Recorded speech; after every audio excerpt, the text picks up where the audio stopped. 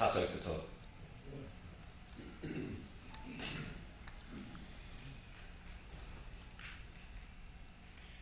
Chief Justice, Prime Minister, thank you both for your warm welcome. I have incredibly fond memories of my last visit to New Zealand, and I'm so delighted to be back again. But before reflecting on my last visit, and the pleasure I feel on my return, I should like to say, and I speak here on behalf of the Prime Minister and the Chief of Justice, as well as for myself, how much the people of Haiti are in all our thoughts and prayers at this terrible time. I should like to say again how extraordinarily happy I am to be back in New Zealand. In 2005, I was here to follow the rugby. The All Blacks showing the British and Irish Lions how rugby is played down here. But I also had the opportunity to explore this country, with its unrivaled beauty and dynamic people. I will never forget the welcome and great kindness that I received everywhere I went, and from everybody I met. I learned very quickly just how distinctive, refreshing, and confident this great nation is. This visit gives me the chance to learn more about New Zealanders and our closely shared values.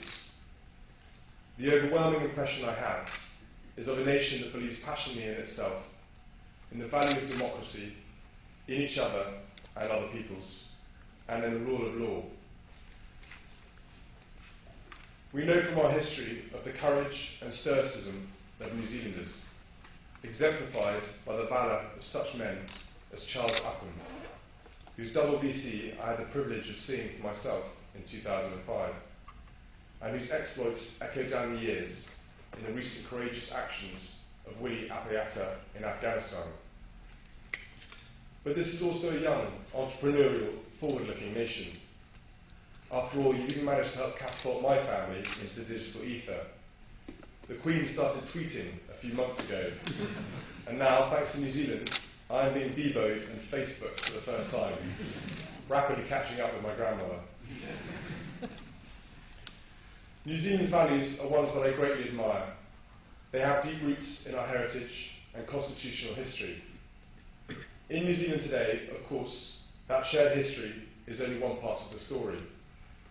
But the country's rich legacy is also derived from the Maori, New Zealand's first people, from the Treaty of Waitangi, and the enduring partnership between the Maori and the Crown. This dimension is unique to New Zealand and its constitution. I would like to acknowledge the presence here of Te Atiawa and other Taranaki tribes, and Maori leaders from across the country. Thank you for allowing me to wear this magnificent korowai. It is a great honour. Today marks another milestone in New Zealand's unique constitutional journey. In January 2004, the New Zealand Supreme Court came into being as the country's final court of appeal. No longer did New Zealanders have to make the long trip to London to argue cases for the Judicial Committee of the Privy Council. For 6 years now, you've had your own Supreme Court bench and a Supreme Court appeal system. What has been lacking is a building, and that is why today is so significant for all of us gathered here and New Zealanders everywhere. There is personal significance for me too, as I have my own links to the legal profession. A few months ago, I was called to the bar as an honorary barrister at London's Middle Temple. I was also called to the bench, following in the tradition of royal benches established at Middle Temple. I made a promise to the benches last year I will not attempt to practice in my new role. I am, though, genuinely honoured and delighted to have a formal connection with the legal profession. This is particularly true as the judiciary is one of the 3 principal branches of government. And in 1977, the Queen opened the Beehive, housing the executive branch of the government, and in 1995, the refurbished Parliament buildings, one of the most beautiful landmarks of the city.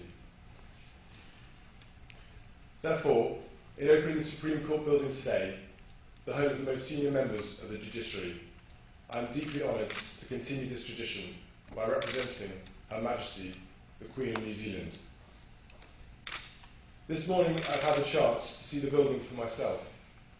I've learned about the challenges of the restoration and how this striking modern design, incorporating the key elements of sustainability, complements the superbly restored old High Court building. Old and new are a fitting and worthy home for the highest court in New Zealand. This room has an extraordinary feel to it, as if we were actually inside the cone of the kauri, the giant of the ancient forests of New Zealand. I understand that when the kauri cone matures, its winged seeds are dispersed by the wind. In the same way, let this court dispense justice to all parts of the nation. Tēnā tātou katoa. It gives me great pleasure, with the unveiling of this plaque, to open the New Zealand Supreme Court building.